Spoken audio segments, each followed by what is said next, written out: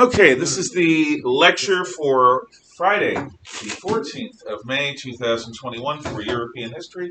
People have their notes out. And what we have been talking about is the early phase of World War II, the period from 1939 to 1942, a period of Axis victories. The Germans surged out in September of 39 to conquer Poland. The Russians helped. That took 6 weeks.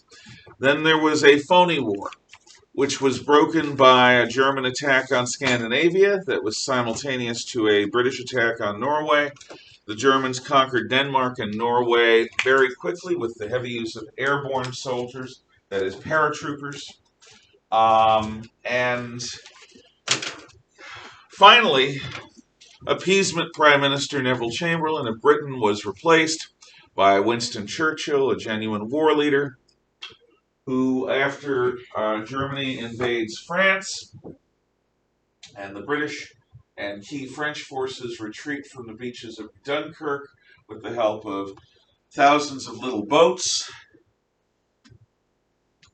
Germany offers Britain a very generous peace, a piece of partnership in Europe and around the world. Britain would be the senior partner in the rest of the world. Germany would be the senior partner in Europe. Fellow Aryans, English and Germans, working together. And given the drubbing that the Germans had given everyone so far, the smart money in England said, yeah, let's take this. Churchill refuses. His refusal is expressed eloquently in a way that fires the British people, accepting nothing but surrender. He also famously says, in this struggle I have nothing to offer but blood, toil, tears, and sweat. He's not promising anything other than the truth. And in this struggle, everyone must do their utmost, or Britain will fall, and all that the British Empire has stood for will fall. This is an existential struggle, a struggle of life and death between the forces of freedom and the forces of tyranny. This refusal to surrender enrages Hitler and causes the beginning of the Battle of Britain. France had surrendered also in about 6 weeks. Before I go deep into the Battle of Britain, there's a name that I had in your notes that I didn't describe in class yesterday. As the Germans land in the Norwegian cities and land troops from ships in Norwegian cities, a Norwegian fascist named Vidkun Quisling takes up the mantle of leadership in a collaboration government that is a German puppet. So Quisling becomes the German puppet ruler of Norway. And to this day, the word Quisling is synonymous with traitor. If you are called or call somebody a Quisling, them's fighting words, because you are calling somebody a betrayer of the First Order, which is what Quisling was to his people. After the war, he was executed, and rightly so. So, let's look at the Battle of Britain. The Germans occupy the coast of Europe, particularly the coast of France. The Germans, in fact, occupy the coast of Europe all the way down to Spain. They control a coastal strip along western France, northern France. Only southeastern France is free and under a puppet government led by Marshal Pétain. Vichy France, it's called. So, how is the German army, which didn't really expect to beat the French army so quickly, going to now deal with the requirement to invade England and Britain in general? It looks so close on a map this scale. Tiny little bit of water, the English Channel, La Manche, the French call it. However, as Everyone who's tried has discovered the English Channel is a treacherous bit of stormy water with very strong and unpredictable currents. The British are comfortable with its special qualities, but unless you're a seafaring nation or have a lot of seafaring people, the English Channel is going to be a very hard nut to crack. The Germans prepare what's called Operation Sea Lion. Operation Sea Lion involves a few stages to conquer Britain. The first stage is for the German Luftwaffe, the German Air Force, to gain control of the skies over Britain. This is called air superiority. In fact, what they're going for is air supremacy. Air superiority means that if something flies, it's probably yours. The enemy's air force is suppressed to occasional guerrilla attacks. Air supremacy is there's no enemy air force anymore. The Germans achieved that with Poland very quickly. The second phase will be a narrow invasion across the Straits of Dover, which is the narrowest part of the English Channel. The German fleet and its submarines and air force will protect a narrow corridor about 10 miles wide, across which barges will be towed filled with invasion troops and equipment.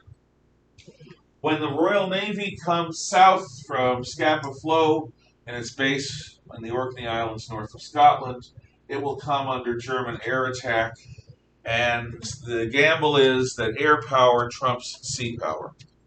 That as strong as the British Navy is, the German Navy and the German Air Force will combined be able to keep the British Navy away from the invasion.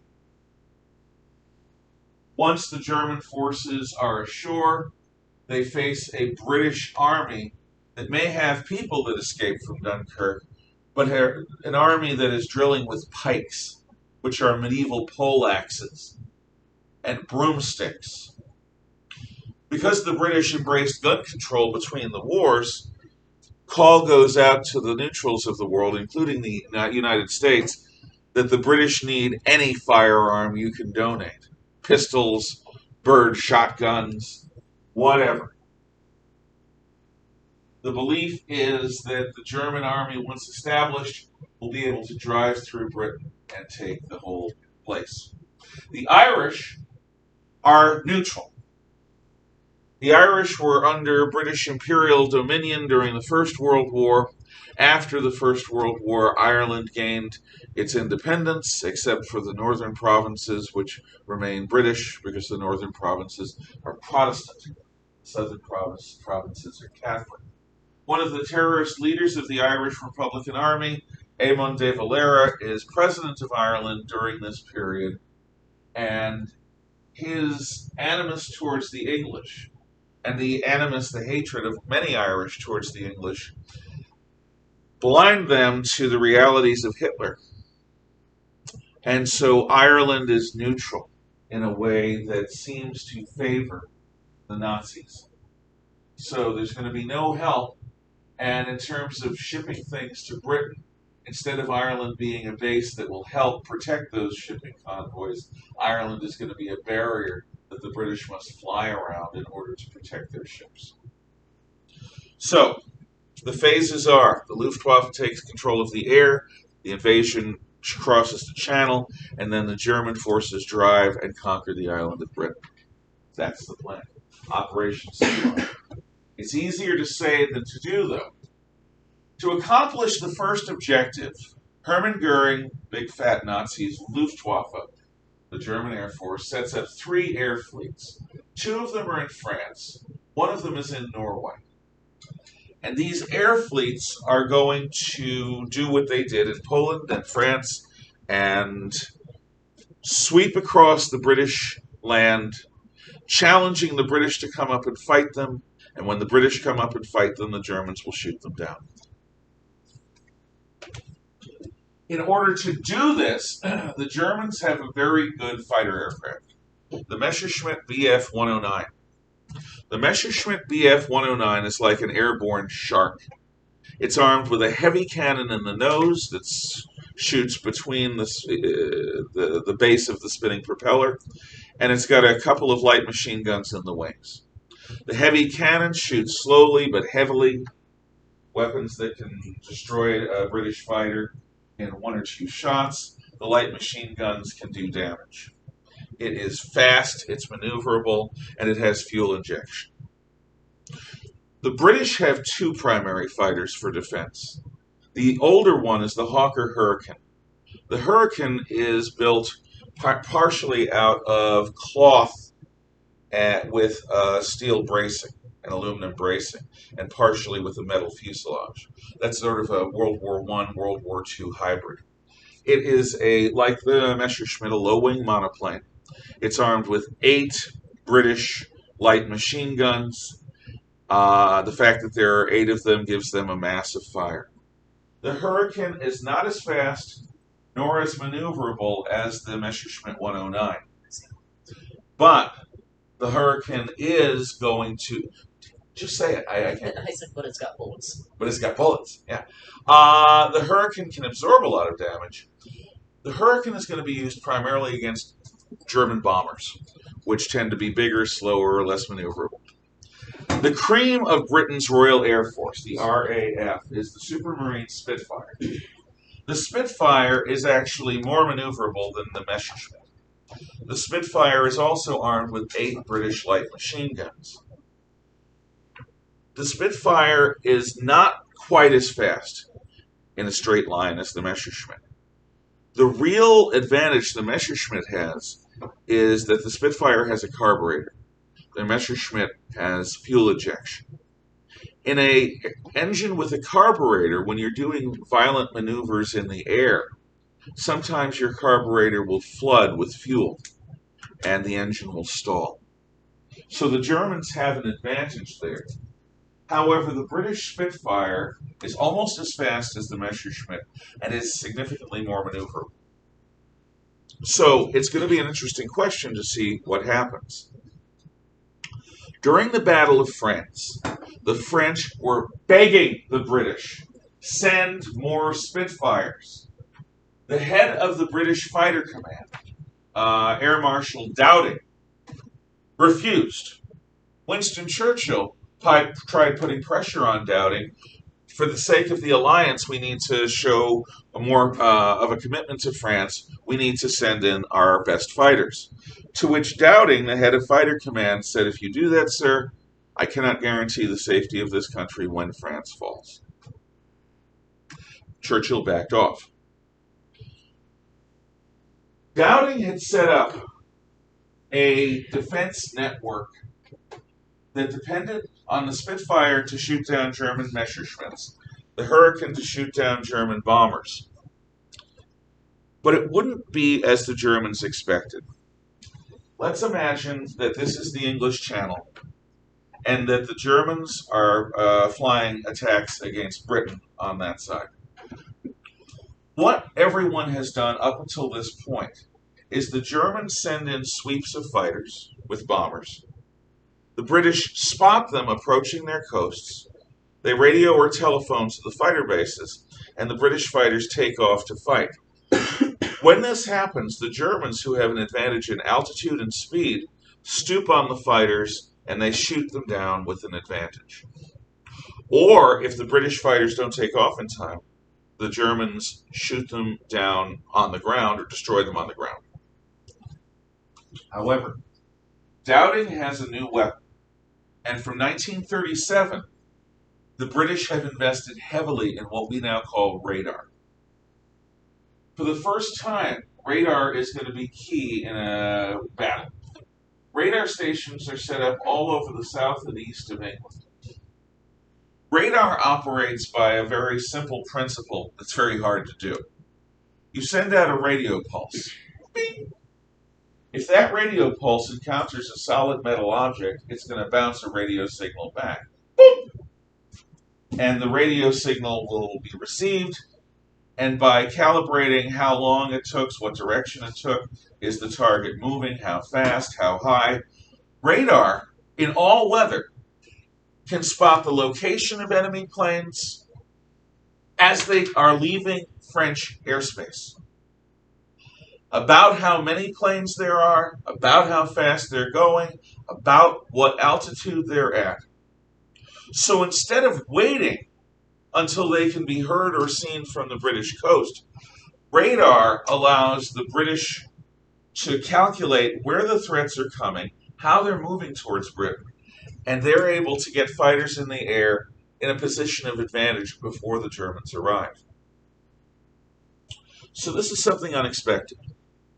The system has radar stations, which have radar, that are wired to command stations that command regions of English airspace. So that's how it works.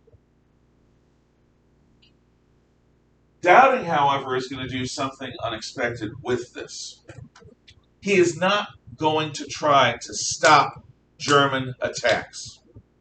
He is not going to try to surge so many aircraft into the air as to deflect attacks away from their targets.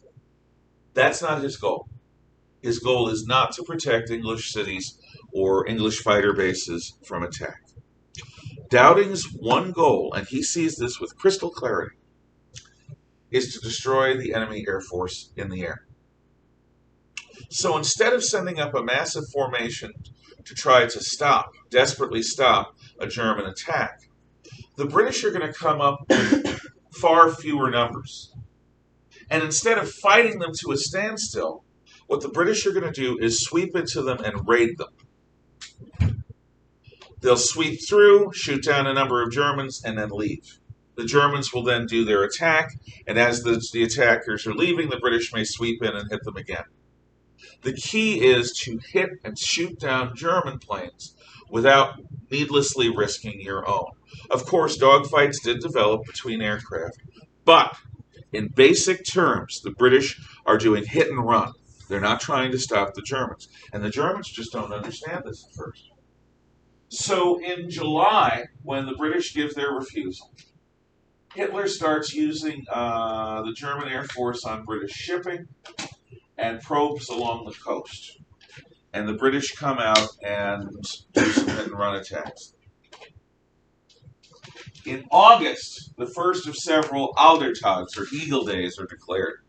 These Eagle Days are massive, full-scale German attacks with flights of planes that hit the south of England, that hit the east of England, and even from Norway that hit the north of England. In these Eagle Day attacks, the British have a very favorable kill ratio. For every German plane that shoots down the British are able to shoot down 5, 6, 7 German planes. This is not something the Germans are used to. The Germans are used to a favorable kill ratio. But the Germans are fighting a different battle. They're surprised at how able the British are to figure out where they are beforehand. It's like magic. They eventually learn about radar. So as August turns to September, the intensity of the air battles increases as the Germans target fighter bases and radar stations. The British may not be able to be easily destroyed in the air, but if we knock out their radar stations, if we find their command bunkers and knock them out, if we destroy fighter bases so the fighters can't easily take off land, be repaired, or refueled, we can win the Battle of Britain on the ground. So as August passes towards September, British Fighter Command is finding it harder and harder to keep the radar network up and to scramble their fighters because they're getting mauled. The battle is in question until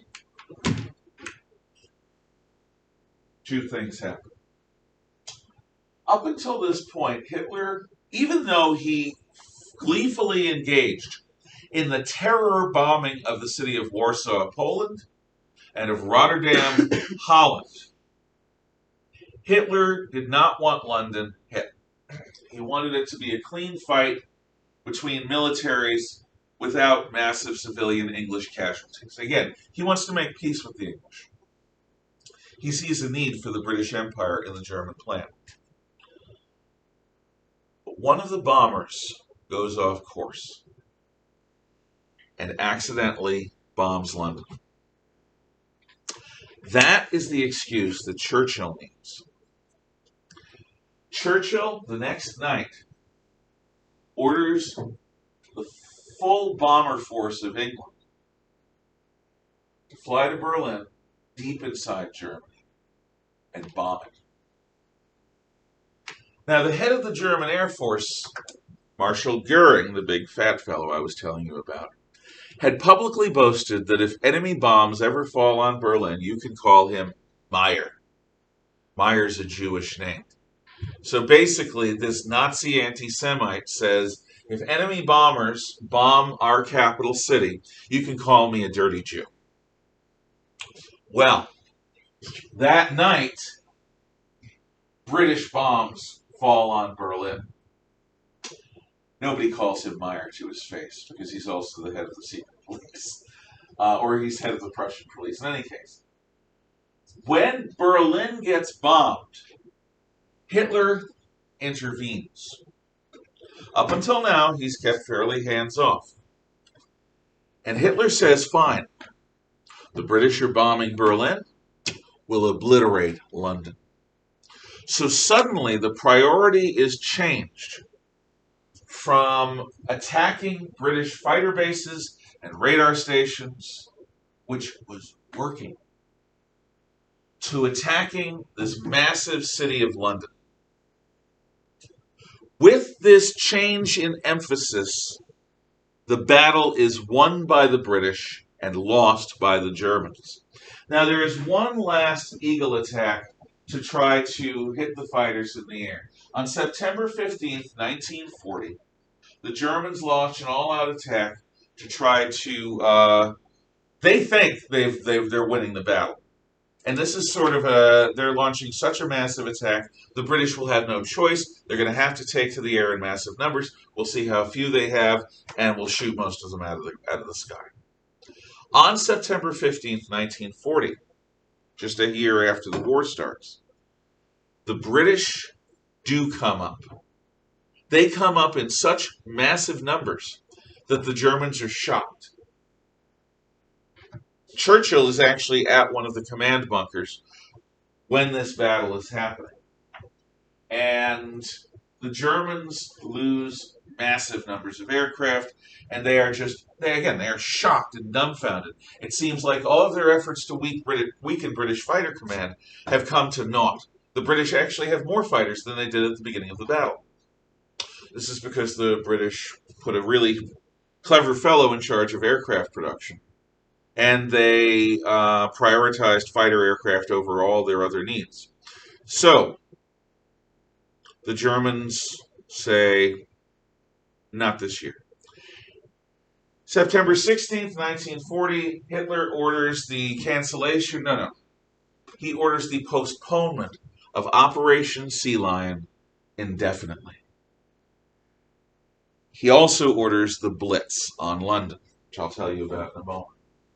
Now, what everyone expects is that the attempt to conquer Britain that has failed in the fall will be resumed in the spring when the weather improves. No one actually knows what's really coming.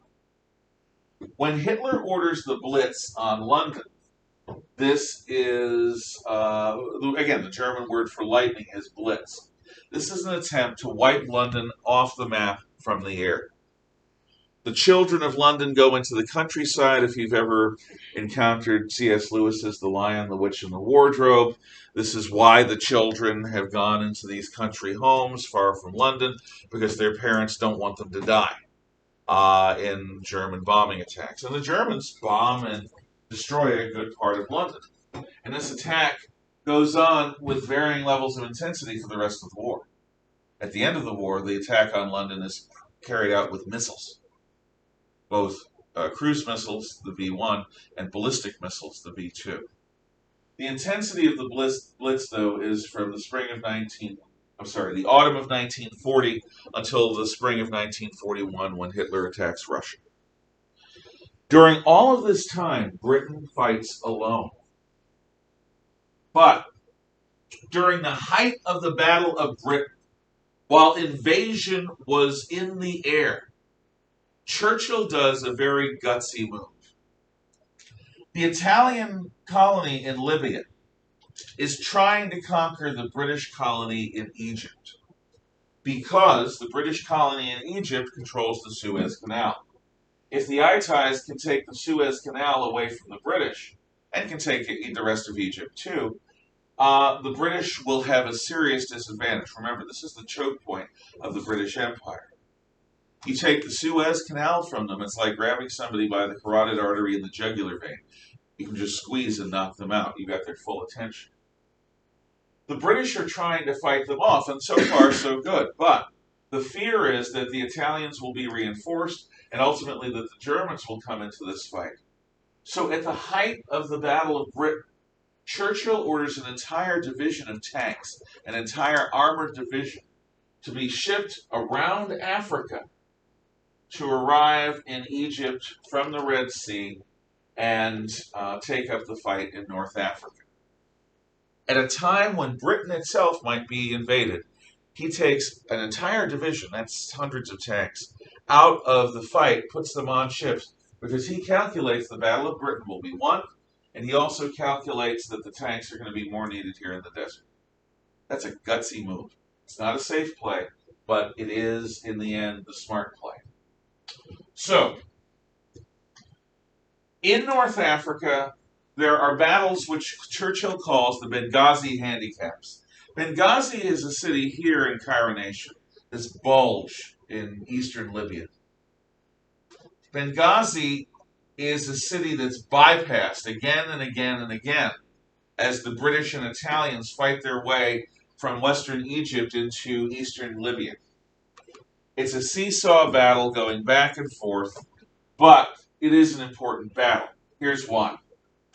If Hitler takes Egypt, the Arab world, angered by the settlement of Jews in Israel thanks to the Balfour Declaration, is expected to rise up in support of Germany. If Germany takes Egypt, the oil of the Middle East might flow to Germany rather than Britain. Britain could lose the war.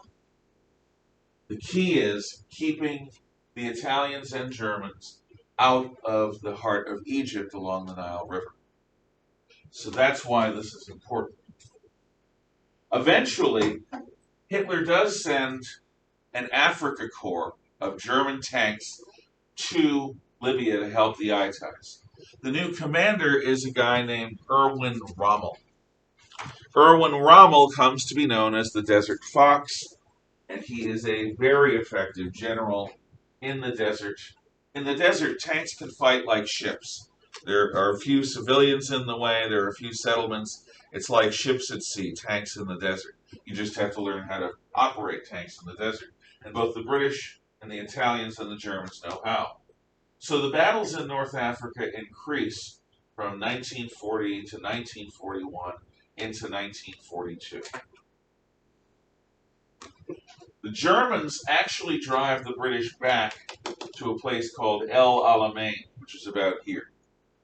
El Alamein is a choke point between the Mediterranean Sea here and a depression of quicksand and dust called the Qattara Depression here. It is a narrow coastal strip that the British can fortify World War I style. And the British fortifications are very close to their supply bases in Cairo. The Germans are attacking, sometimes with supplies coming all the way from Germany, through Italy, through Tunisia and Libya, all along the desert. So the British are able to hold the Germans at El Alamein.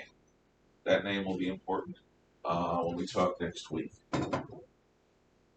However, as important as the oil is, this is still a sideshow. Hitler, in Not Mein Kampf, said that the key to victory in any war will be A, avoiding a two-front war, The Kaiser was stupid to fight Russia, Britain, and France at the same time. B, and so far he's been able to avoid that.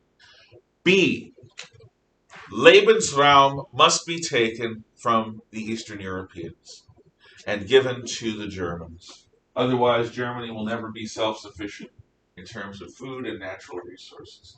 So this vast open area of Eastern Europe needs to go to the Germans.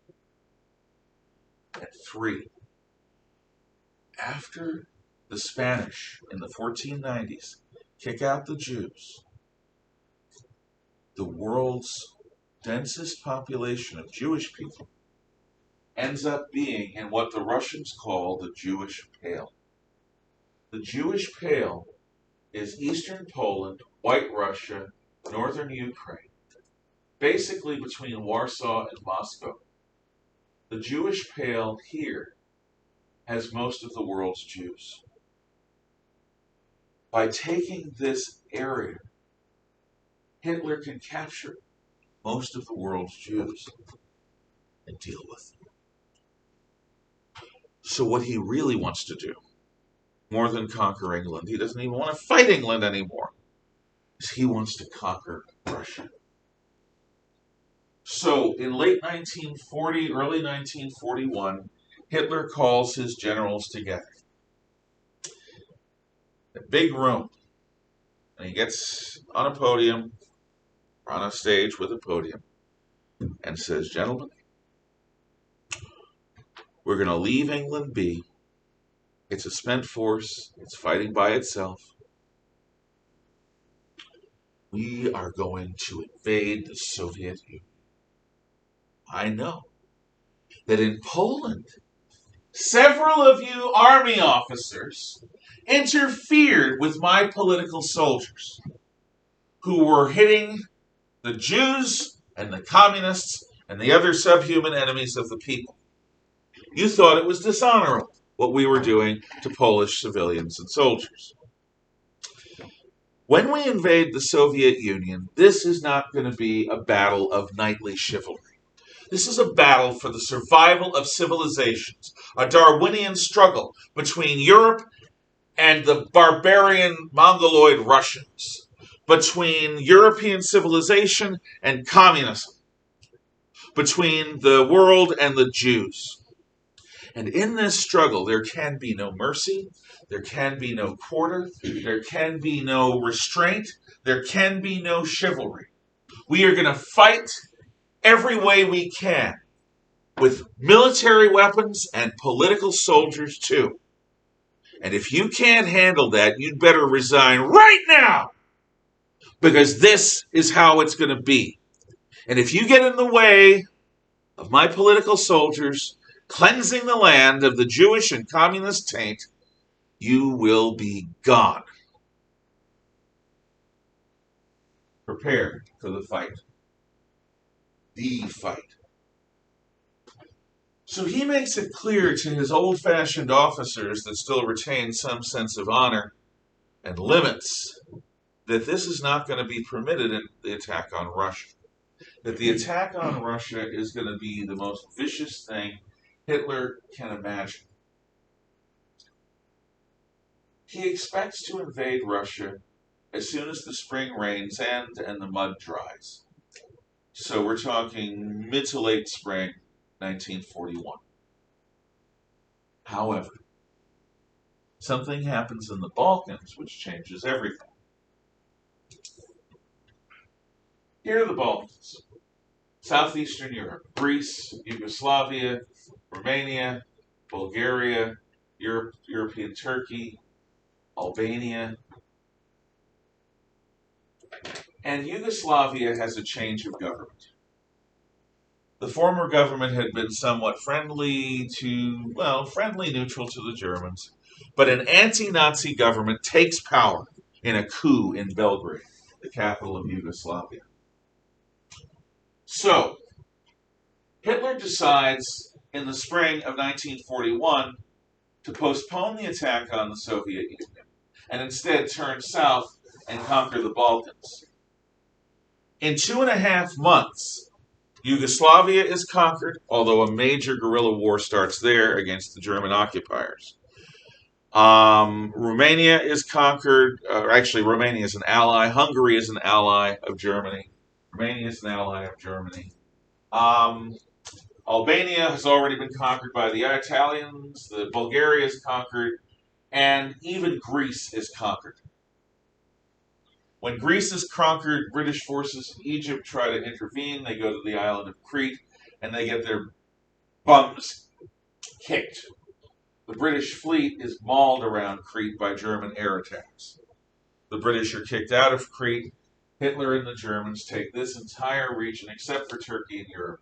Turkey remains neutral. It's glorious for Hitler. It gives him almost all of Europe except Spain and Portugal and Britain and Ireland and Sweden. But everything else in Europe is pretty much his. But it takes time. Valuable, valuable time. The attack on Russia doesn't happen until June 21st. Now, the Germans can't hide 1,000,000 men from Europe moving to the frontier with Russia. But Stalin keeps the resource trains flowing into Germany. Stalin tells his military to ignore German scout planes overflying their position. Stalin tells anyone from the intelligence community who says Hitler's about to attack that you are a traitor and a warmonger and you're trying to foment trouble between me and my friend Adolf. Hitler would not, and this is the thing Stalin really was convinced of. Stalin's a pragmatic man. Hitler sees himself as an artist. These are two different mindsets. Hitler takes great risks. He's very bold. Stalin, much less so. Stalin cannot imagine anyone in their right mind attacking Russia before they've beaten England. Stalin believes that he and the Soviet Union are eventually going to be attacked by Adolf, but not until England is destroyed. And that's going to give the Russians time to rebuild their military after the defeat in the Winter War. So when people tell Stalin the attack is going to happen in early 1941, he does not believe them. He sends people to prison. He has people killed. And then on June 21st, the most massive attack the Germans ever launched is launched on the Soviet Union. Stalin retreats to his bedroom. Nobody can get him to come out for 3 days. Why? Because Stalin is genuinely afraid of getting his head blown off for being so stupid as to allow the Germans to invade Russia with Russia being unprepared. However, the purges had been effective. Anyone with the guts to oppose Stalin was dead or in a gulag. The people who remained in charge in Moscow were servile sycophants, too afraid to even look at Stalin funny, let alone conspire against him. While Stalin brooded like Achilles in his tent, afraid of being overthrown, the Germans drive deep into the Soviet Union, encircling over 1,000,000 Russian troops, and either killing them or making them prisoners. Hitler's forces drive successfully, so that by October they pass Vyazma and they're in the outskirts of Moscow itself. They can see the onion domes of the Kremlin on the horizon. Moscow, unlike in the time of Napoleon, is the heart of the Soviet Empire. Their entire rail network goes through Moscow.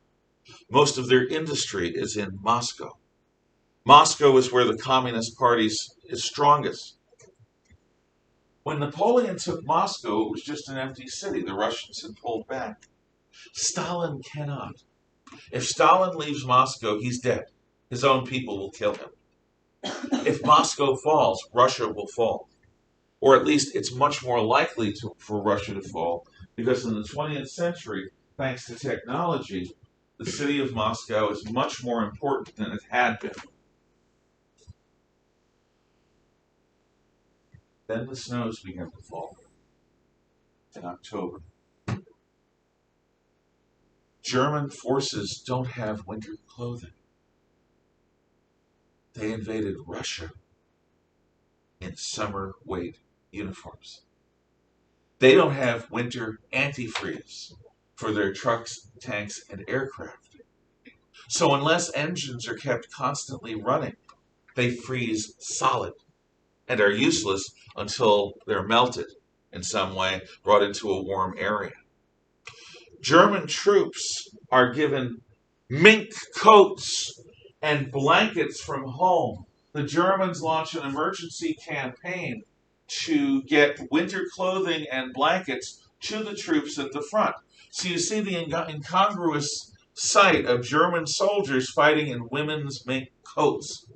Boy, they're warm.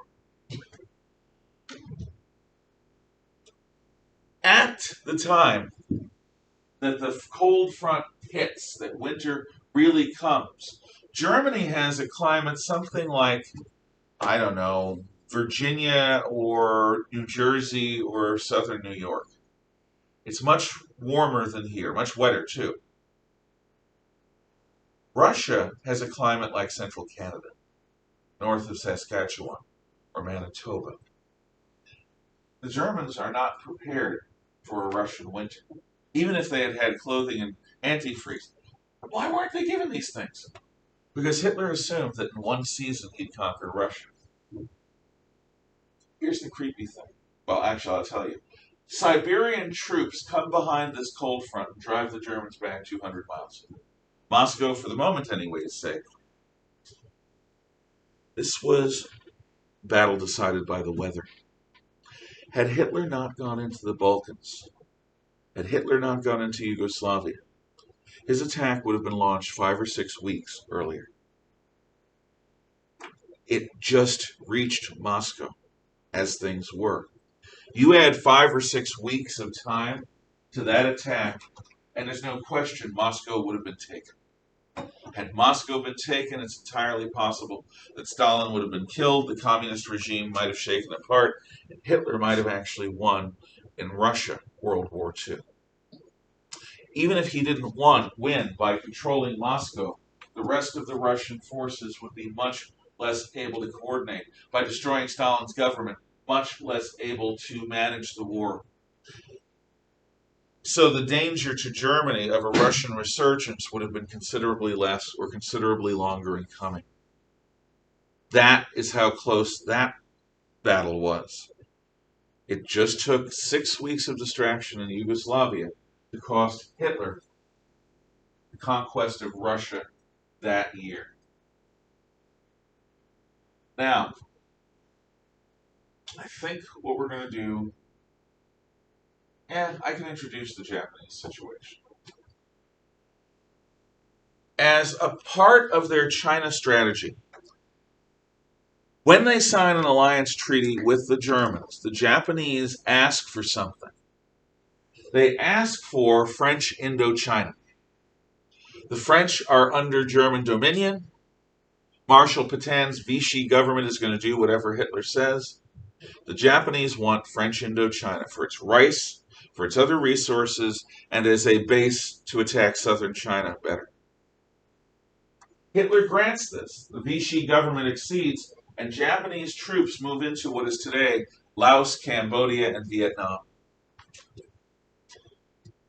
The American government, this is in early 1941, the American government is furious. And President Roosevelt declares an oil embargo on Japan. In 1941, the United States was a major oil exporter. The only other time we've been a major oil exporter was the last couple of years, thanks to fracking. Before that, it was just around World War II. Japan gets most of its oil from Texas and Oklahoma and California oil fields. So, what happens is, the Japanese now, having had their oil cut off from the United States, have about 6 months of supply of oil for the entire empire. What to do? Well, the Japanese could knuckle under, except that in this case, Roosevelt has them by the throat and agreed to leave French Indochina. Or they could attack the Americans. And in doing so, take the oil fields of the Dutch East Indies, the island group north of Australia. This is Imperial Japan, with the honor of the Emperor on the line. You can decide what will happen. We'll talk about it next week.